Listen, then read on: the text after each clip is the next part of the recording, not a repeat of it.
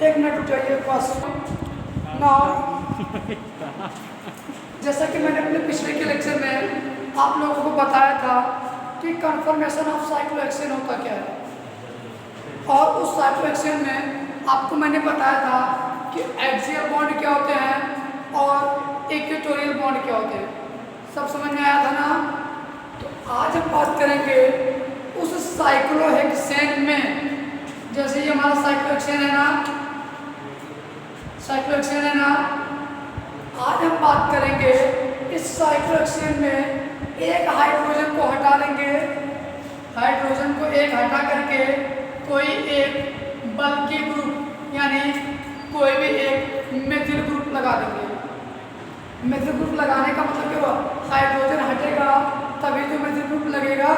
इसका मतलब होता है एक ही हाइड्रोजन को हटाया है ना, एक ही मेथिल ग्रुप को लगाया है ना, इसीलिए बोला गया क्या? Mono substituted. मोनो का मतलब होता है सिंगल, सब्स्टिट्यूटेड का मतलब होता है केवल एक सब्स्टिट्यूट हो, उसके स्थान पर कोई दूसरा ग्रुप आ जाए। ठीक है।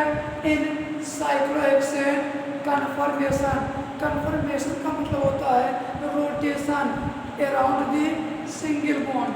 क्लियर? तो जैसा कि मैंने अपने के पहले के लेक्चर में आप लोगों को बताया था कि साइक्लोहेक्सेन में जो हमारा कन्फर्मेशन होता था इस प्रकार से बताए थे ना, बोलो। वहाँ पे बताया था कि हमारे कौन से एक्सियल बॉन्ड है, कौन सा इक्वेटोरियल बॉन्ड है। आप सबको समझ में आया था? एक्सियल और इक्वेटोरियल बॉन्ड ये हमारा चेयर फॉर्म है ना, ऐसे ऐसे फिर ऐसे। इसको आप जानिए। समझ में आ रहा है? यस सर, बहुत बढ़िया।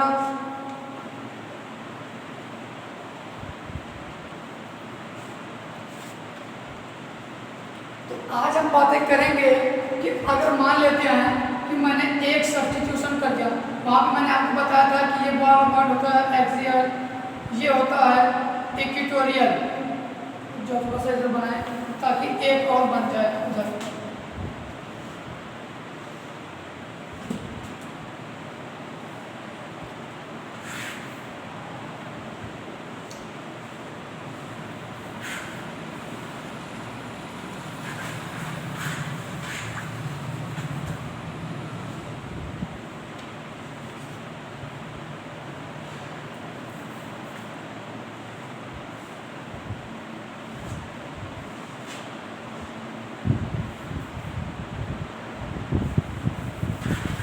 एक बार में सही बनता नहीं।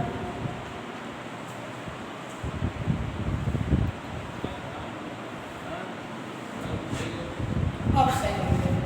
ठीक है ना? तो मैंने आपको बताया था कि ये वाला बॉन्ड हमारा क्या एक्सियल है, ये वाला बॉन्ड क्या इक्वेटोरियल, ये इक्वेटोरियल, ये एक्सियल, ये एक्सियल।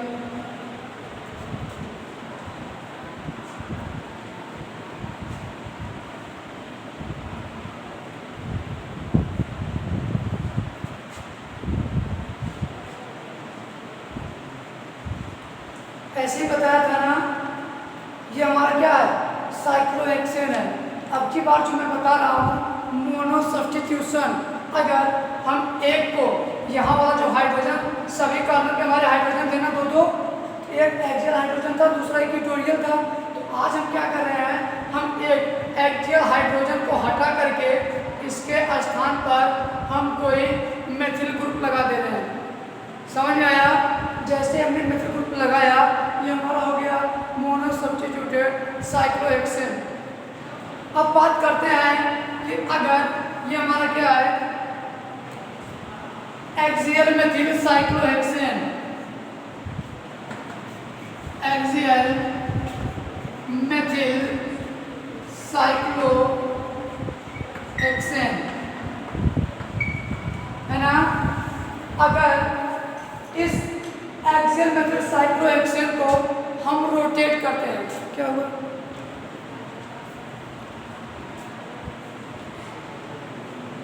हाँ ठीक है। अगर हम इस एक्सियल मेथिल साइक्लोहेक्सेन को हम रोटेट करते हैं, देखो कैसे रोटेट करेंगे, इसकी नंबरिंग कर लो। 1 2 3 4 5 6। समझ में आया? अब ये देखो ध्यान से देखना इस वाले बॉन्ड को ध्यान से देखना। एक हमारा एक्सियल है, इसको हम मेथिल ग्रुप मान लें। ध्यान से केवल देखना, आपको आ जाएगा अच्छे से। इसको मैं मान रहा हूँ,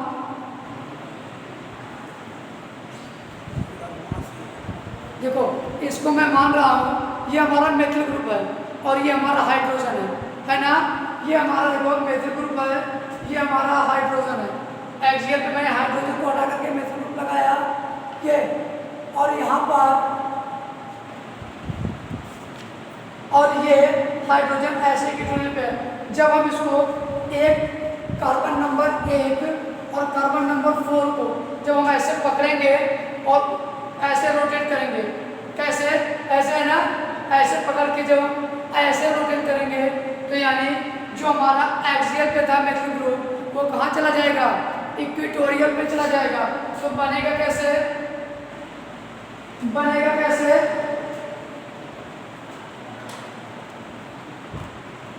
बोलो।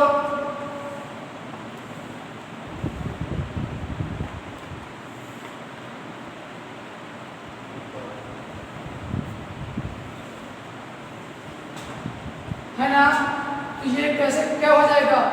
1 ऊपर से नीचे है ना, 2 3 4 5 6, यानी जो हमारा एक्सियल का हाइड्रोजन मेथिल ग्रुप था वो कहाँ पे चला जाएगा? इक्वेटोरियल पे चला जाएगा।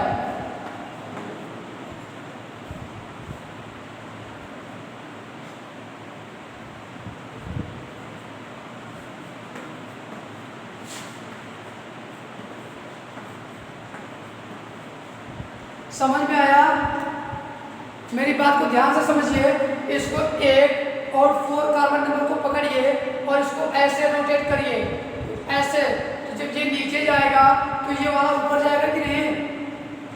अरे देखो ध्यान से, जैसे ये हमारे दोनों कार्बन है, जब ये नीचे जाएगा तो ये ऊपर जाएगा कि नहीं? आप लोग मॉडल बना करके देखिएगा। ऐसे जब पकड़ोगे, जब ये नीचे जाएगा तो ये वाला कार्बन हमारा ऊपर जाएगा। अब देखो 4 यहाँ नीचे था ना, 4 हमने ऊपर कर दिया। 1 नंबर ऊपर था, 1 नंबर नीचे कर दिया। तो जैसे ही साइक्लोहेक्सेन में रोटेशन होता है ना, जैसे ही साइक्लोहेक्सेन में रोटेशन होता है तो वो जो हमारा एक्सियल मेथिल साइक्लोहेक्सेन था वो क्या बन जाता है? इक्वेटोरियल मेथिल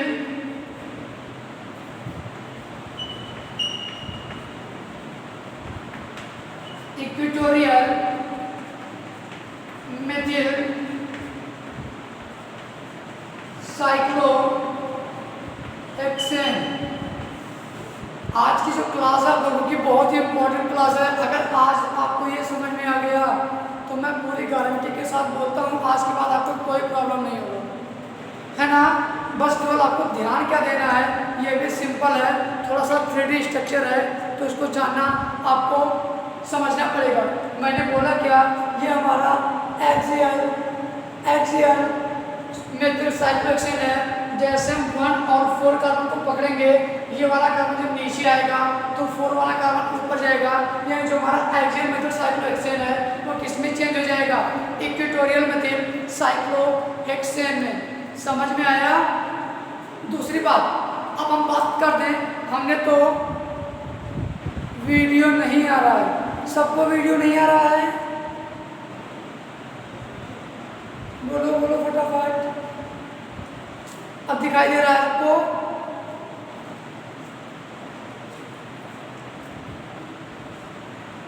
और चलो अभी हम आपको वीडियो प्रोवाइड कर देते हैं, नो प्रॉब्लम, आप देखते जाइए। अब यहाँ बात करते हैं, यहाँ पर ध्यान से देखो, आ रहा है बहुत बढ़िया। यहाँ पर देखो, ये हमारा एक्सियल मेथिल साइक्लोहेक्सेन में जो हमारा मेथिल, अब देखो रिपल्शन कैसे क्रिएट होता है, कैसे? अब एक हमारा हो गया एक्सियल मेथिल साइक्लोहेक्सेन, दूसरा हो गया इक्वेटोरियल मेथिल साइक्लोहेक्सेन। अब हम बात करेंगे कि जो कन्फर्मेशन के थ्रू एक एक्सियल बना है, दूसरा इक्वेटोरियल बना है, उन दोनों में हमारा कौन सा स्टेबल है और क्यों, है ना। तो अगर हम एक्सियल मेथड साइक्लोहेक्सेन की बात करेंगे, हाइड्रोजन है, यहाँ हाइड्रोजन था ना एक्सियल के स्थान पे, तो इसकी साइज इतनी छोटी। यहाँ पर क्या है, मेथिल ग्रुप है, तो इसकी साइज इतनी बड़ी। मेथिल ग्रुप है नहीं बल्कि साइज होगा ना, उसकी साइज बड़ी हाइड्रोजन के कंपेरिजन में। बोलो, अब देखेंगे जब एक पे मेथिल ग्रुप है, एक पे हाइड्रोजन, मेथिल हमारा बल्कि ग्रुप है, ये हमारा छोटा सा है, तो दोनों के बीच में रिपल्सन यानी डिस्टेंस कम होगा ना, और जब दोनों दूसरे के पास पास आएंगे तो रिपल्सन ज़्यादा क्रिएट होगा। जैसे जैसे रिपल्सन बढ़ता जाएगा वैसे वैसे उनकी स्टेबिलिटी क्या होगी, घटती जाएगी। अब हम इक्वेटोरियल की बात कर लेते हैं। जब इक्वेटोरियल में हम मेथिल को रोटेट किया तो ये कहाँ चला गया, इक्वेटोरियल साइड पे। ध्यान से देखिए कहाँ चला गया, ये इक्वेटोरियल साइड पे। अब जैसे में हमारा बल्कि ग्रुप तो हमारा कहाँ चला गया, इक्वेटोरियल साइड पे, और एक्सियल साइड पे क्या है हमारा, हाइड्रोजन है, यहाँ भी हाइड्रोजन था। अब देखो यहाँ के कंपेरिजन में यहाँ का डिस्टेंस ज़्यादा है कि नहीं, बल्कि ग्रुप तो हमारा उधर चला गया। अगर यहाँ पर दोनों हमारे एक्सियल थे तो यहाँ भी अगर दोनों एक्सियल को देखेंगे तो हमारा जो मेथिल ग्रुप था वो रोटेट होकर के एक्सियल से इक्वेटोरियल पे चला गया है। यहाँ भी छोटा है, यहाँ भी छोटा, यानी यहाँ पर क्या होगा, बल्कि ग्रुप तो नहीं है ना, तो जब बल्कि ग्रुप यहाँ नहीं है तो रिपल्सन क्या होगा, रिपल्सन मिनिमाइज होगा, यानी बहुत कम रिपल्सन रहेगा। इसका मतलब इस इक्वेटोरियल साइक्लोहेक्सेन की स्टेबिलिटी क्या होगी, ज़्यादा होगी, मोर स्टेबल होगा in comparison to axial methyl cyclohexane less stable. समझ में आया या नहीं, सभी लोग कमेंट करके बताइए फटाफट। जिसको आ गया समझ लो आज आपको पूरा आ गया। स्वीटी आपको नहीं आया, सबको आया, स्वीटी तुमको क्यों नहीं आया, पूजा पांडे जी आपको भी नहीं आया। देखो आपको करना क्या है, बाकी सबको आ गया है। श्रेया तिवारी आप लोग ध्यान से देखिए, एक बार फिर से देख लीजिए, अभी हम आपको वीडियो प्रोवाइड करवा देते हैं, है ना, एक बार फिर से देख लीजिए। थैंक यू, बहुत अच्छे, जिसको आया उसको अच्छी बात, जिसको नहीं आया एक बार समझ ले। मैंने बोला ये जो हमारा एक्सियल मेथिल साइक्लोहेक्सेन था, मेथिल ग्रुप की साइज बल्कि है, यहाँ पर हाइड्रोजन है, तो इस मेथिल ग्रुप और हाइड्रोजन में कुछ ना कुछ पास पास है तो रिपल्सन होगा। उस रिपल्सन के कारण इस एक्सियल मेथिल साइक्लोहेक्सेन की स्टेबिलिटी कम हो जाती है। जब हम इसको ऐसे रोटेट कर देंगे, ये वाला पोर्शन नीचे, ये वाला पोर्शन ऊपर जाएगा, तो कुछ हमको ये स्ट्रक्चर मिला। तो जो हमारा एक्सियल मेथिल था वो कहाँ चला गया, इक्वेटोरियल पे, और हमको एक्सियल इंटरेक्शन देखना है। तो यहाँ पर हाइड्रोजन, यहाँ पे हाइड्रोजन, तो दोनों की साइज छोटी, तो रिपल्सन कम, तो स्टेबिलिटी ज़्यादा। इसलिए इक्वेटोरियल मेथिल साइक्लोहेक्सेन हमारा मोर स्टेबल होता है in comparison to axial methyl cyclohexane. I hope आप लोगों को समझ में आ गया होगा। बताइए आगे। यस सर, बहुत बढ़िया। सिम्मी वर्मा, सबको आ गया। किसी को कोई प्रॉब्लम फटाफट आप लोग मैसेज करते चले जाइए। बहुत अच्छे, गुड। नो सर, प्रगति तुमको क्या हुआ, सबको आ रहा है, प्रगति को क्यों नहीं आया, एक बार फिर से समझिए आप लोग। मेरा पल्स पोलियो अभियान चलता है भाई। प्रगति एक बार फिर से ध्यान से देखो, सबको आया, केवल प्रगति को नहीं आया। बहुत बढ़िया, प्रगति एक बार फिर से देखो, ध्यान से देखो। मैंने बोला क्या, मोनो सब्स्टिट्यूशन में ये हमारा एक्सियल था ना, अब मैंने इस हाइड्रोजन को यहाँ से रिप्लेस करके एक मेथिल ग्रुप लगा दिया। देखो प्रगति, ये मेथिल ग्रुप हमारा बल्कि ग्रुप है, यहाँ पे क्या था, हाइड्रोजन।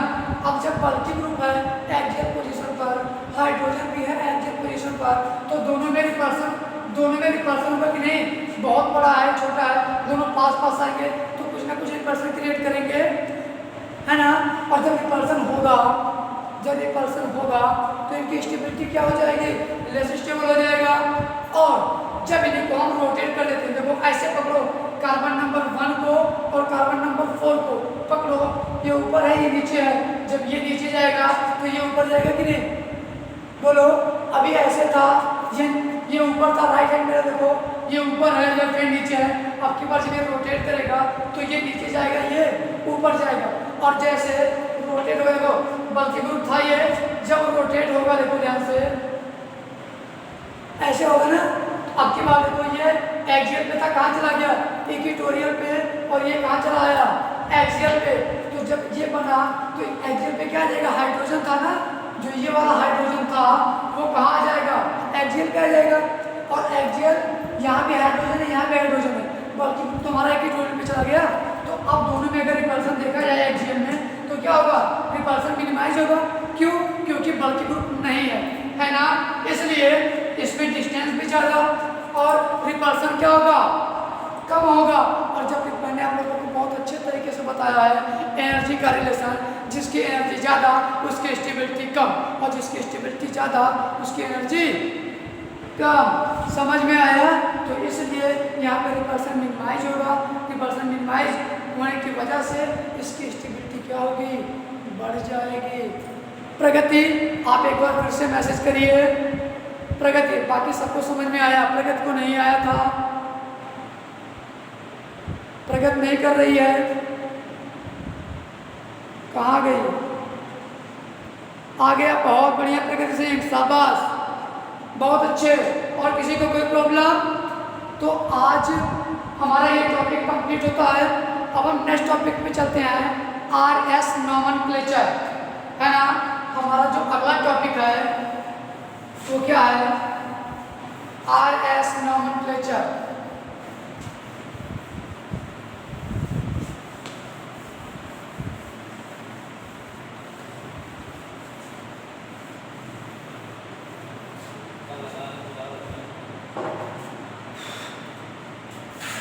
पाँच मिनट बचा हुआ है, एक चीज और आप लोग देख लीजिए, हम अपना RS नॉमेनक्लेचर कल स्टार्ट कर देंगे क्योंकि न्यू टॉपिक रहेगा।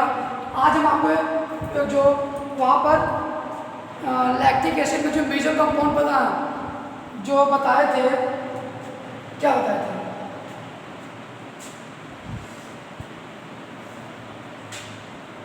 चलिए हमारे सामने कर देते हैं ना, जो भी आप लोगों को फिर पीछे चलेंगे तो थोड़ा सा प्रॉब्लम होगा, है ना।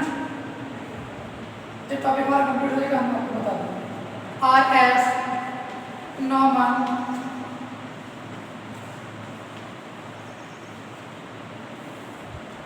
अभी तक जितना पढ़ाया गया है उसमें आप लोगों को किसी को कोई प्रॉब्लम है, अगर हो तो आप लोग पूछ सकते हैं। 2-3 मिनट बचा हुआ है। EZ कॉन्फ़िगरेशन, हाँ पढ़ाऊंगा भाई, RS नॉमेनक्लेचर जब पढ़ा दूंगा ना तो EZ आपको बहुत आसानी से समझ में आने लगेगा, इसलिए उसको छोड़ करके पहले हम RS नॉमेनक्लेचर पढ़ा रहे हैं। टॉपिक आपका एक भी मिस नहीं होगा, आप इसको बेहिचक अपने दिमाग से निकाल लीजिए, पूरा पढ़ाऊंगा, एक भी पॉइंट आपका छोड़ूंगा नहीं, है ना। आपको बस कोई प्रॉब्लम हो तो आप लोग फटाफट बताइए, जो कि इसके पहले पिछले लेक्चर में हमने आप लोगों को जो बताया था उसमें किसी को कोई प्रॉब्लम, अभी तक मैं जितना पढ़ाया हूँ, अगर किसी को प्रॉब्लम हो तो वो पूछ सकता है। Everything is clear, thank you, बहुत बढ़िया। चलिए तो हम RS नॉमेनक्लेचर को थोड़ा सा डिफाइन कर देता हूँ कि RS का मतलब होता क्या है। देखो R का मतलब होता है रेक्टस, ठीक है ना, ये हमारा फॉरेन लैंग्वेज है। RS नॉमेनक्लेचर में जो R का मतलब होता है वो होता है रेक्टस फॉरेन लैंग्वेज में, बट जब इसको अपने इंडियन लैंग्वेज में बात करेंगे तो इसका मतलब होता है राइट। समझ में आया। और S का मतलब होता है सिनिस्टर।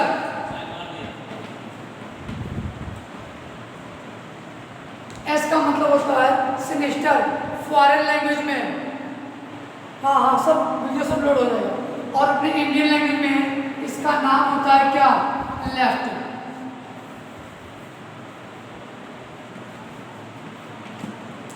R का मतलब होता है डैश सिलेक्टेड का मतलब राइट, एस का मतलब होता है सिनिस्टर, सिनिस्टर का मतलब होता है क्या, लेफ्ट, अपने इंडियन लैंग्वेज में, ठीक है ना। तो जैसे अगर आपको इतना आ गया, आपका आरएस नोमेनक्लेचर खत्म होने वाला है। कैसे खत्म होगा बताएं। तो जो सबसे पहले हम बात करते हैं कि आरएस नोमेनक्लेचर को किसने दिया था, है ना। आरएस नोमेनक्लेचर को एक साइंटिस्ट है जिनका नाम है कॉन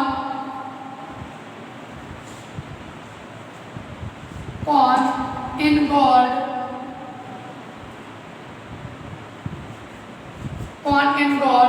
प्रीलॉग सिस्टम या रूल, जिसको बोल रूल,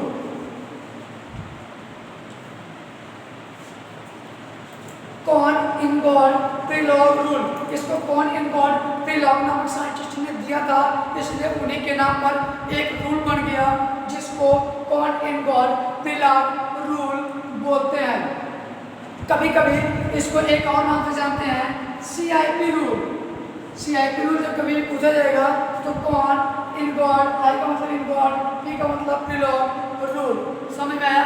इन्होंने बताया क्या था, कॉन इनगोल्ड प्रीलॉग साइंटिस्ट ने बताया क्या था कि जैसे हम किसी भी एलिमेंट का पहले क्या करते हैं, इलेक्ट्रॉनिक कॉन्फ़िगरेशन करते हैं ना, तो इन्होंने आरएस नोमेनक्लेचर को एक बेसिक माना था।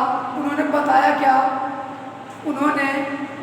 क्या कि जिस भी एटम का एटॉमिक नंबर, जैसे मान लेते हैं ऐसे है ना, कोई A, B, C, D, ये हमारे 4 एटम है, इसमें जिसका एटॉमिक नंबर सबसे ज़्यादा होगा उसको प्रायोरिटी फर्स्ट, ये इनका रूल था, CIP रूल। उन्होंने बताया क्या कि जिसका एटॉमिक नंबर सबसे ज़्यादा उसको प्रायोरिटी फर्स्ट, जिसका उससे कम उसको सेकंड, जिसका उससे कम उसको थर्ड, और जिसका एटॉमिक नंबर सबसे कम होगा उसका प्रायोरिटी फोर्थ दी जाएगी, है ना। समझ में आया। तो अब इस रूल को हम कल बताएंगे कि क्या होता है। इन्होंने जो भी रूल को डिफाइन किया था लोअर प्रायोरिटी ग्रुप के आधार पर किया था। तो आज हम अपना लेक्चर यहीं पे समाप्त करते हैं। अगर किसी को लगे कि कोई क्वेश्चन बचा हुआ है